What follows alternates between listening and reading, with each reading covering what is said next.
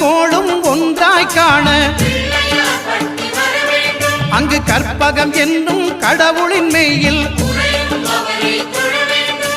சூரியன் முதலாய் 9 கிரகமும் பலவித குணங்களை கொண்டிருக்கும் எங்கள் கற்பக தருவில் அவை வரும்போது ஒன்றாய் சேர்ந்து பலனளிக்கும்.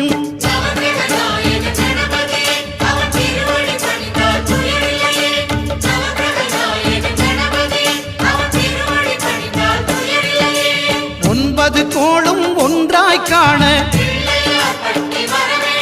அங்கு கற்பகம் என்னும் கடவுளின் மெய்யில்